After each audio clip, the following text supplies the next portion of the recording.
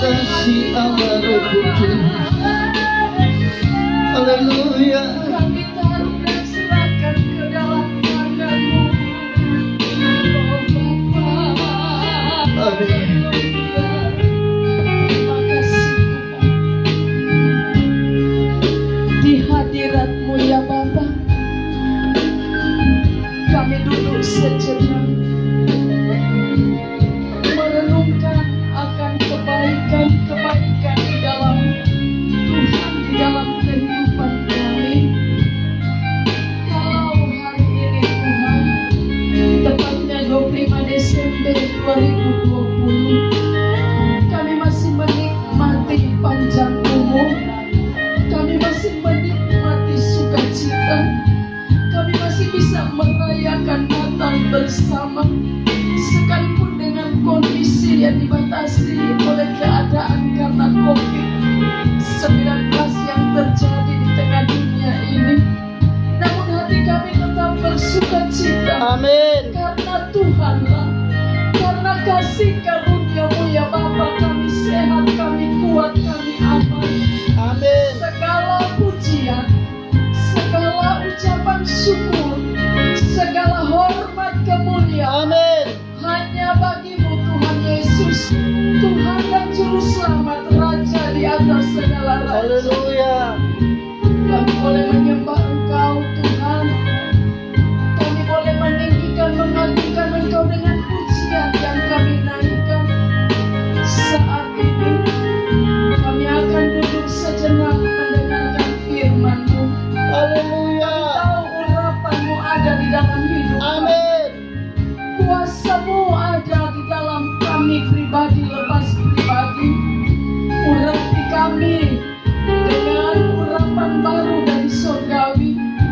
Penuhi kami dengan kuasa-Mu ya Bapa, sehingga ketika kami membaca dan merenungkan firman, dengan pertolongan Tuhan sendiri kami dapat menikmati, kami dapat mengerti firman Allah, dan firman boleh meneguhkan, menguatkan iman kami serta merubah kehidupan kami menjadi sama seperti Engkau Yesus Tuhan.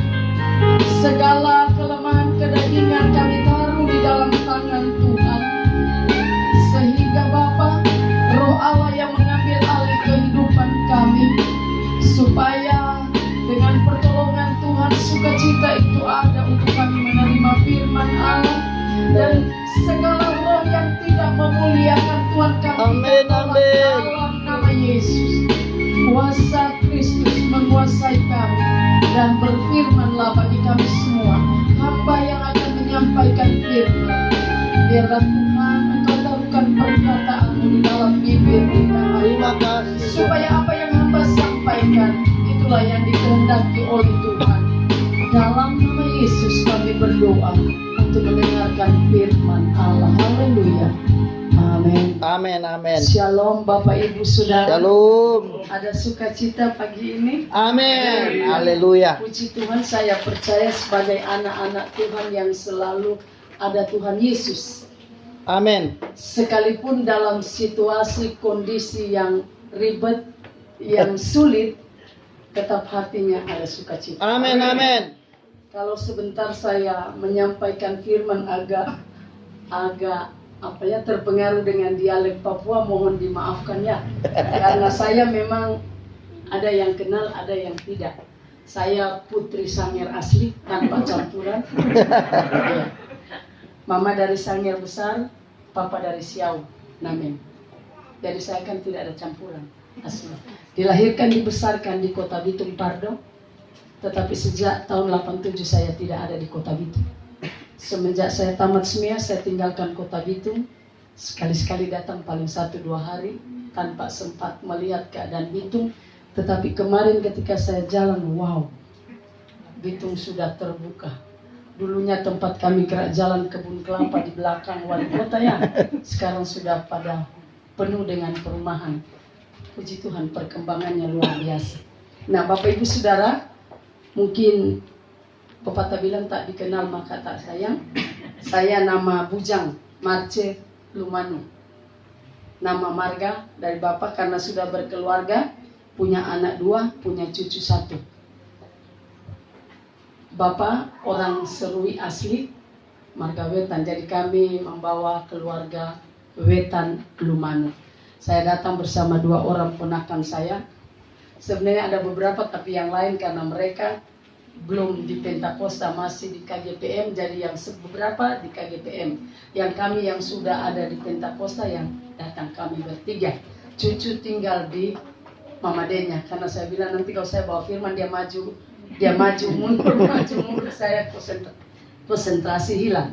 Iya, puji Tuhan, selamat ketemu, selamat baku dapat orang itu bilang, karena kasih karunia Tuhan kita ada.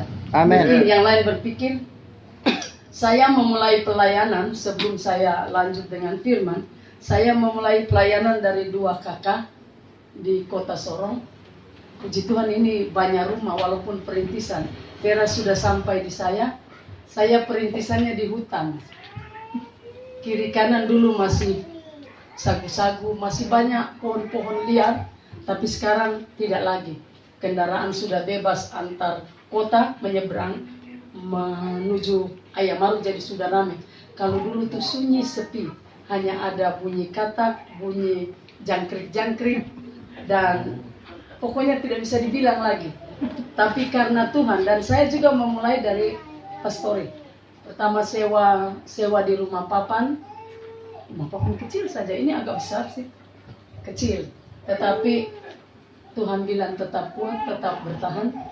Kalau saya wanita bisa bertahan, pasti Bapak dan Ibu Gembala bisa bertahan. Amin, Dan amin. waktu Tuhan, waktu yang tepat. Amin. Jangan cepat kecewa dan lemah karena bilang, aduh kita ini begini-begini saja kan. Saya cukup lama baru bisa bangun gereja, dan puji Tuhan sekarang karena Tuhan, ya bisa beribadah di gedung gereja, bisa ada pemain musik. Kalau yang dulu tidak ada sih, cuma gitar, 1 orang main, kalau yang main tidak datang, ya kita memuji Tuhan tepuk tangan tanpa alat musik. Tapi ini luar biasa, punya keyboard, ada pemain, ada pengeras suara. Saya tidak ada pengeras suara, cuma gitar, loa-loa. Tapi karena Tuhan tolong. Iya. Amin. Nanti satu waktu jika berpergian jalan-jalan ke kota Sorong, mampirlah ke tempat saya di kilometer 24, 500 meter sebelum kantor Bupati dapat saya. Jadi saya sekarang bukan pegawai negeri, tetapi saya posisinya di daerah perkantoran Kabupaten Sorong. Semua kantor Tom pemilik. Kenapa? Karena saya ada di lingkungan kantor dinas peternakan, dinas pertanian, semua dinas ada di situ. Jadi itu tumbuh kantor. Iya, puji Tuhan. Mari Bapak Ibu Saudara, kita tidak akan berlambatan. Saya berharap tidak ada yang mengantuk. Amin, amin. Kalau untuk Kota Bitung sudah bisa jam 11 atau jam 11 lewat ya. Paling saya khotbah 2 atau 3 jam, masih belum lapar. Saya bilang 2-3 jam pasti ada yang coba pikir, ampun. Berdoa sudah ya, supaya kehendak Tuhan yang jadi dan kita sama-sama diberkati. Saya yang menyampaikan firman Allah bukan berarti saya lebih benar dan lebih baik dari Bapak Ibu Saudara, tetapi waktu yang ada yang Tuhan berikan bagi kita, sama-sama kita belajar supaya kita selalu dibentuk oleh Tuhan dan kita akan menjadi umat pilihannya Allah. Amin. Ketika waktu Tuhan kita ada bersama dengan Tuhan, hanya itu toh kerinduan kita. Iya, puji Tuhan. Mari lihat bersama di dalam Filipi 2 ayat 1 hingga yang ke-11. Kita akan baca berbalasan ayat yang ada. Saya baca ayat ganjil, Bapak Ibu Saudara baca ayat yang genap. Filipi pasal 2 ayat pertama hingga ayat yang ke-11. Nasihat supaya bersatu dan merendahkan diri seperti Kristus. Saya nih dari kemarin mulai Bapak Gembala bilang, Ibu bisa bagi berkat firman Tuhan. Saya dari kamar ke dapur, dapur ke kamar, duduk di kamar sambil mengangkat hati menyembah Tuhan. Saya tidak kenal umat Tuhan yang di lokalan ini ya. Ya. Tuhan lebih kenal mereka, Tuhan lebih tahu tabiat karakter mereka, dan Tuhanlah yang akan mengajar, menasehati, mengingatkan umatmu yang ada di sana. Sebab Amin. saya terbatas, saya tidak tahu bagaimana kehidupan Bapak Ibu sehari-hari di rumah. Karena ada banyak orang Kristen kan, ya firman yang akan jadi jawab untuk Filipi pasal 2 ayat 1 hingga 11. Jadi karena dalam Kristus ada nasihat, ada penghiburan kasih, ada persekutuan roh, ada kasih mesra dan belas kasihan. Karena itu sempurnakanlah sukacitaku ini. Hendaklah kamu sehati sepikir, dalam satu kasih, satu jiwa, satu tujuan. Dengan tidak mencari kepentingan sendiri atau puji-pujian yang sia-sia.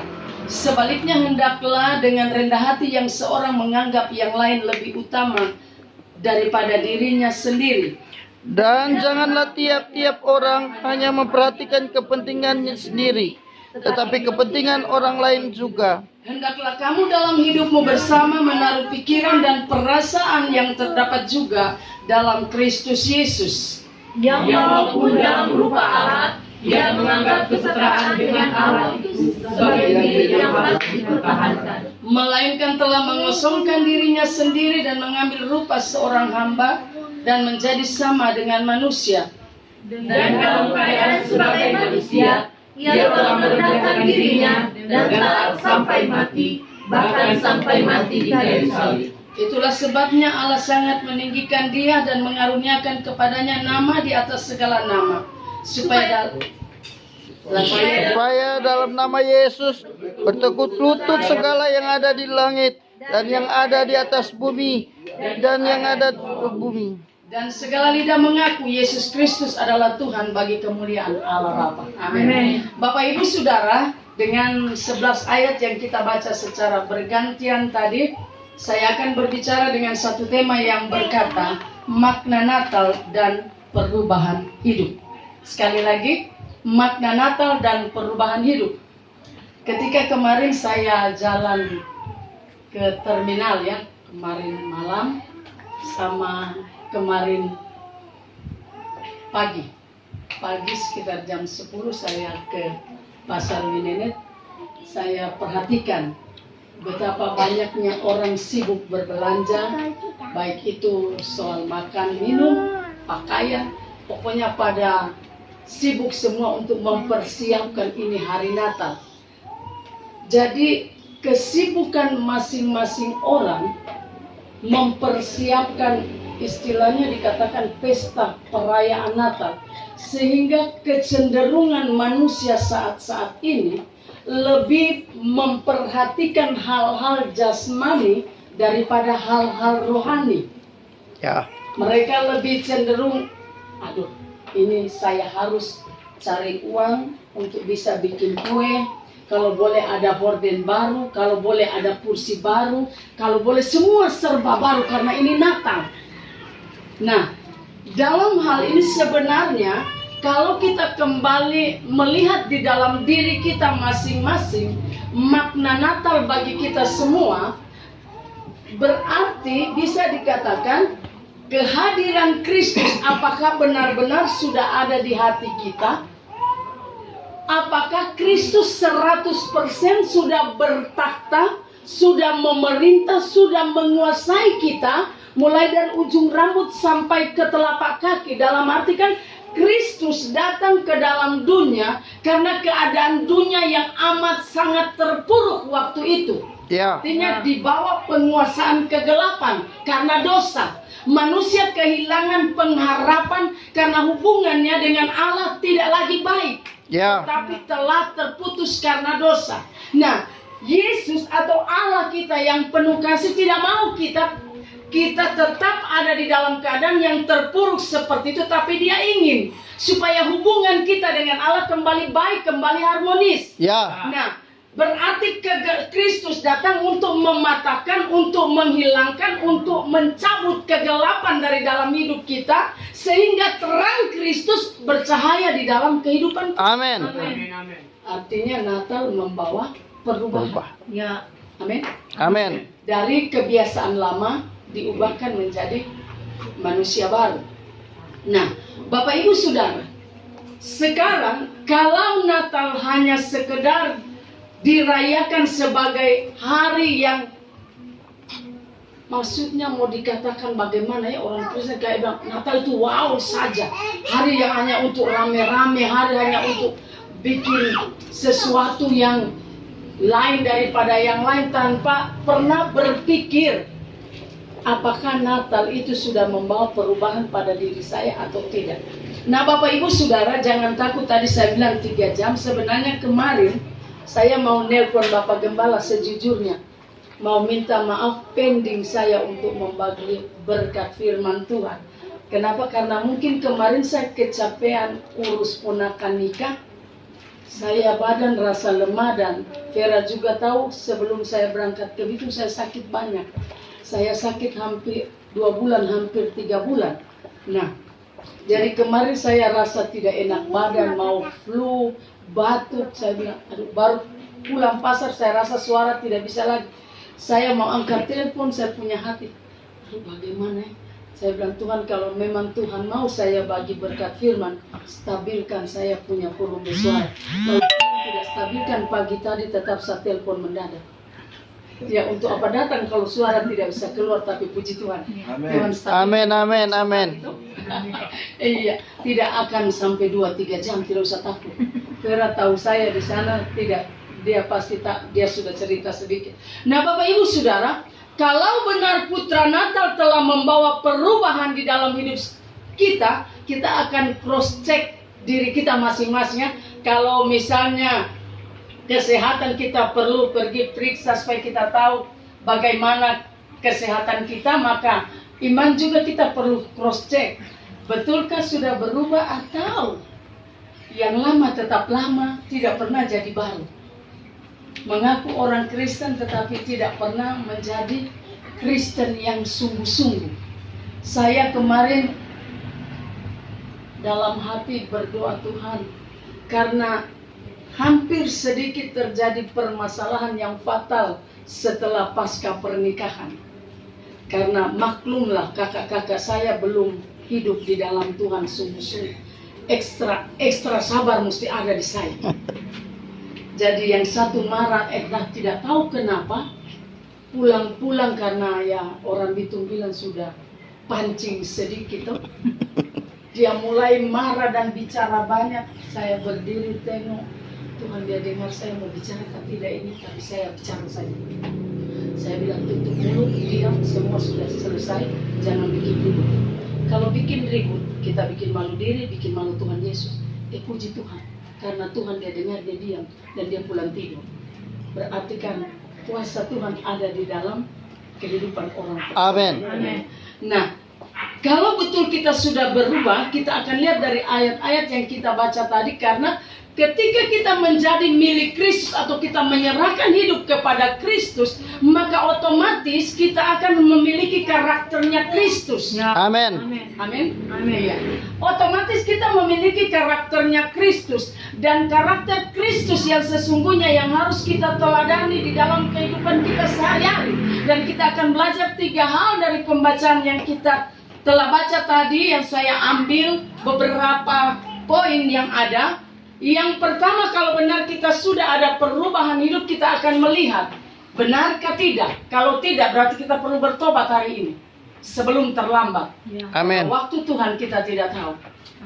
Nah, Bapak Ibu yang dikasihi oleh Tuhan Yesus Kristus, Tuhan Yesus mengajarkan kepada kita, dia tidak hanya bicara, tetapi ada tindakan-tindakan nyata yang dia berikan contoh kepada murid-muridnya. Sehingga murid-muridnya yang dipercayakan untuk melanjutkan pelayanan mereka juga waktu melakukan atau memberitakan firman Tuhan dengan contoh-contoh. Artinya kehidupan mereka menjadi contoh.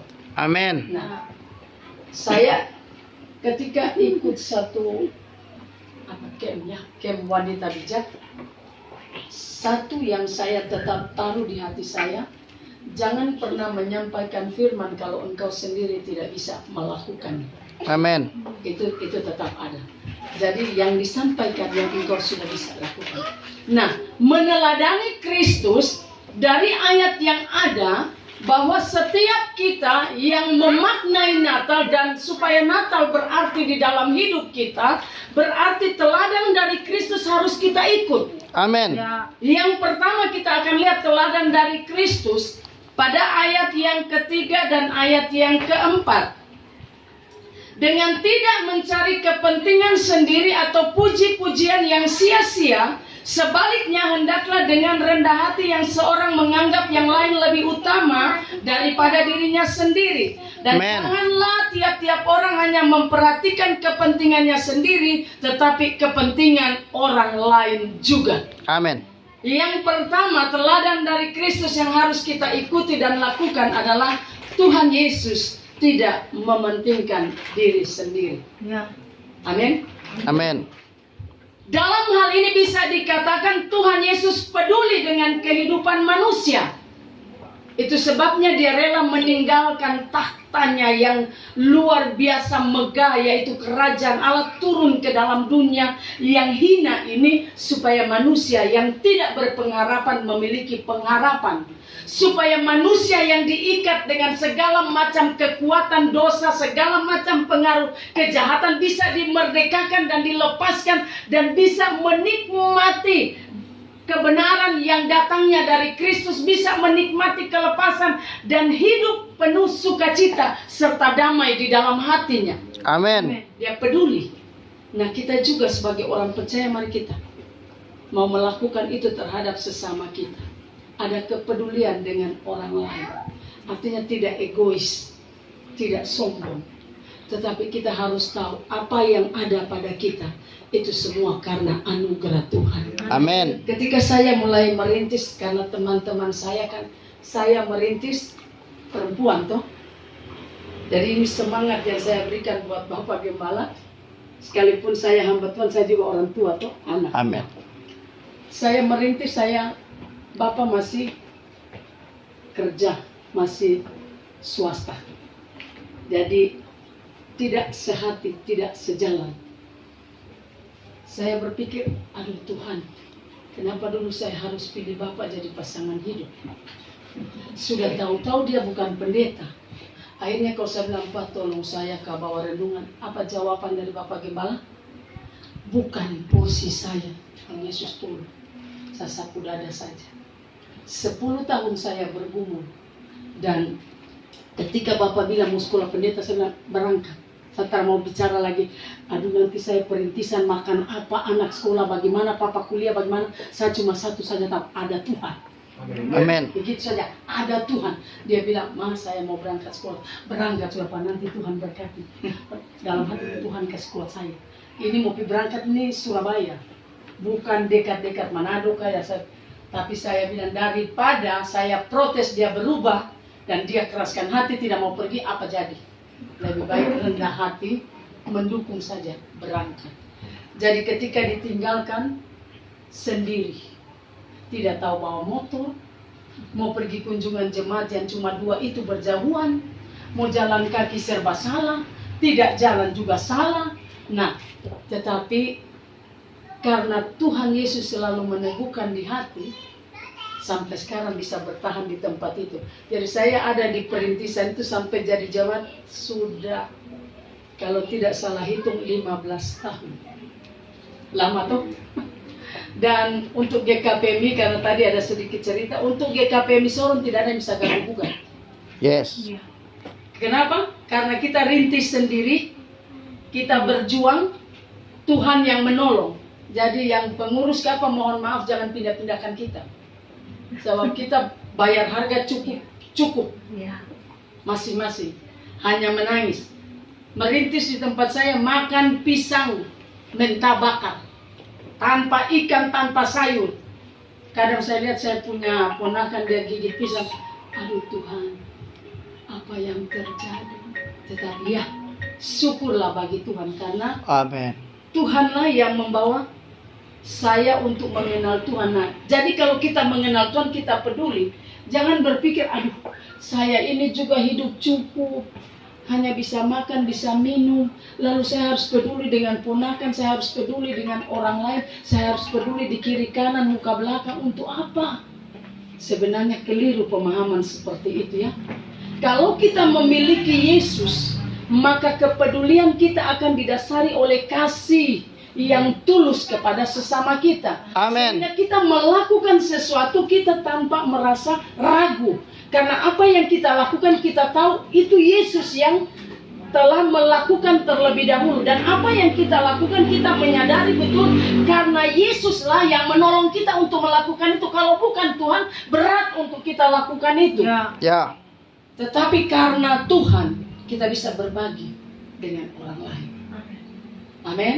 Amin. Ada kalanya mama-mama ini biarpun sudah dalam Tuhan, daging masih kuat. Anak sudah menikah, tidak dia kekurangan, tolong katon tidak ada. Urus diri, suka kawin situ toh jadi urus. Istilah orang Papua kan urus diri sendiri. Kau mau kawin toh, kau rasa. Padahal sebagai orang tua yang punya Yesus kan, apa nak? Ya kalau bisa berbagi mari. Saya kalau di pastor begitu. Tidak pikir besok mau makan apa, yang penting hari ini ada mari. Mereka datang, bukan ada ikan, lihat situ sendiri. Kalau ada ambil, kalau tidak ada, sudah tuh makan nasi kosong. Bermain tapi sini. Iya, istilah orang Papua begitu, makan nasi kosong. Tapi kalau kita melakukan karena kita meneladani Kristus, tidak akan pernah ada rasa berat. Amin. Rasa hati itu lega saja. Rasa senang melakukan itu. Bapak Ibu Saudara, ketika saya dengar informasi yang kemarin dibarengi kesaksiannya, jadi saya buka ke telepon, lah ini keadaan sebegini. Biasa anak muda tuh kecelakaan, jadi saya bilang, lalu ya mereka desak harus nikah. Ya ceritanya saya punya kakak kasihan, mulai istrinya sakit, dia tidak bisa kerja, dia sama dia ibu rumah tangga. Makanya kadang dia jaga stres, dia bilang, Anya ini begini begitu. Saya bilang, tutup mulut semua, tidak bisa rasa. Saya merasakan apa yang dia rasakan, tapi saya hanya berusaha sabar untuk dia bisa tahu persis bahwa Tuhanlah yang bisa menolong dia. Coba Amen. kalau sebagai suami, istri tidak bisa kerja, memasak dia, cuci pakaian dia, semua di rumah dia harus bersihkan, lalu tidak bisa pergi mencari. Ya, namanya lagi bicara hubungan suami istri batin juga tidak bisa, semua serba tidak bisa, ya stres berat lah. Jadi saya bilang sama kakak-kakak kalian, tutup mulut kalau tidak bisa mengerti. Biarkanlah waktu yang akan menjawab. Akhirnya mereka semua tutup mulut dan diam. Saya bilang diam, sorong cuma bisa berdoa. Tidak bilang A, tidak bilang B, tidak janji. Doa saja karena itu semua hanya datang dari Tuhan. Lalu kami mulai ambil doa. Karena kami yang Pentakosta di Sorong 3 orang. Saya, adik bungsu saya, sama ponakan saya. Kami 3 berdoa, Tuhan tahu. Kami di sini bukan banyak uang. Tapi kami hanya hidup berharap kepada Tuhan. Amin. Tuhan, ini anak bikin salah di Bitung harus diluruskan. Tapi luruskan dari Muslim dia ikut ke kita. Yuk pasti kita harus melakukan yang terbaik lah. Lalu Tuhan, uang dari mana? Saya tahu uang itu dari Tuhan. Tolong kami Tuhan, supaya kami hadir di sana, kami menjadi berkat. Bukan mencari puji-pujian yang sia-sia kata firman Tuhan tadi. Bukan supaya orang tahu, oh iya umur dari Sorong, dong uang banyak, dong bisa biayai ini, biayai itu. Bukan. Tetapi mau menyatakan bahwa Yesuslah yang ada di dalam kami. Itu sebabnya ketika tiba, saya hanya telepon dari Sorong. Siapkan apa yang bisa kamu siapkan, karena saya percaya Tuhan menyediakan tepat waktunya. Amin. Dan puji Tuhan, Tuhan sediakan. Di kota Sorong mereka ganggu, mainkan baju-baju baru kan, Ramayana, diskon. Saya bilang, mohon maaf untuk sementara saya tutup mata. Lu tanya kenapa? Karena saya tetap sisihkan ke tabungan, sebab saya punya tanggung jawab besar di Bitung. Saya harus menolong kakak saya. Tanpa memberitahukan berapa banyak, yang penting saya tolong saja. Karena Yesus yang lebih dahulu memberikan teladan. Amin Bapak Ibu Saudara. Amin. Jadi kalau peduli dengan sesama, jangan kasih uang 100.000 baru biasa bilang, ngana kalamari. Orang itu tuh, ngana kalamari kalau bukan kita dah kasih doi pangana, ngana so mati lapar, yang tahu. Ukit sama gitu. Nggak bisa Bapak Ibu. Kalau kasih. Tidak bisa kasih baru ada masalah sedikit baru mulai bilang, kalau bukan kita yang tolong panganan, ngapain acara, ngapain apa, ngapain ini, ngapain itu. Itu namanya kita tidak meneladani Kristus. Dan Natal belum membawa perubahan. Dan kalau masih ada seperti itu, hendaklah pada siang ini dilepaskan, dibuang. Sehingga benar-benar yang menguasai kita, kepedulian dari Kristus itulah yang ada pada kita. Amin. Amin. Iya, Tuhan. Yang kedua, makna Natal dan perubahan hidup. Yang kedua, Tuhan Yesus datang untuk melayani. Amin. Tadi kan Tuhan Yesus tidak mementingkan diri, berarti kita juga tidak akan mementingkan diri. Kita akan lihat di kiri kanan saudara kita ada yang kekurangan, ada yang butuh pertolongan. Yang kedua, Tuhan Yesus datang untuk melayani, membagi hidup dengan orang lain. Artinya tadi yang saya katakan tindakan-tindakan nyata. Bahwa kita sebagai orang percaya, kalau Yesus datang untuk melayani, bukan dilayani. Itulah sebabnya kita juga datang untuk melayani, bukan untuk dilayani. Ya. Kami di kota Sorong, hamba-hamba Tuhan sudah berkomitmen. Setiap pembangunan gereja, kami kerja bakti sebelum jemaat turun bantu, gembala duluan.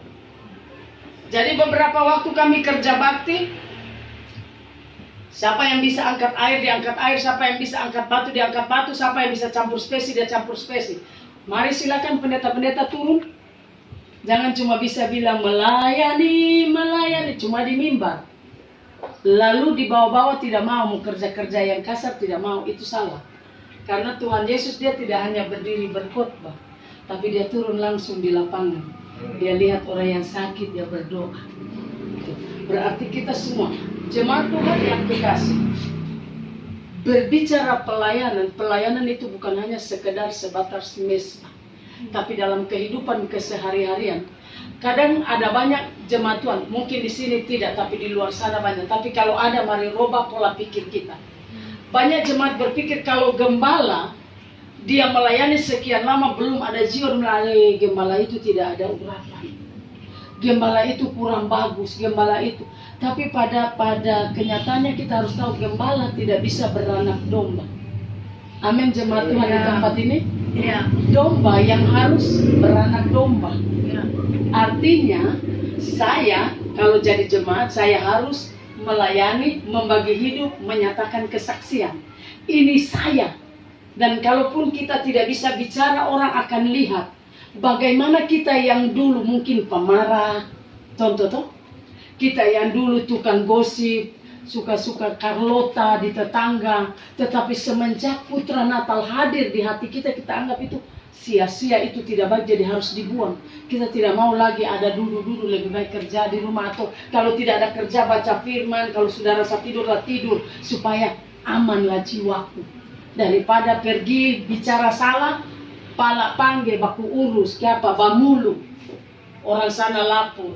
Nah, jadi orang akan lihat, oh betul ibu sana dulu, betul memang dia pu hidup mamai, dia pu marah, dia pu tukang marah suami, bahaya. Orang Sorong bilang bahaya. Ada satu kali ibu di Sorong, tidak tahu mungkin karena dikuasai emosi yang sudah memuncak. Di jalan raya besar ini, kalau orang pernah pergi Sorong di supermarket, dia mulai taruh tangan di pinggang baru dia bilang di suami, laki-laki tahu diri. Kau pulang sana di rumah. Kau enak makan bakso di sini, keton di rumah mati lapar. Parasnya tidak ada, paras tidak ada, bensin tidak ada, minyak tidak ada. Kau memang.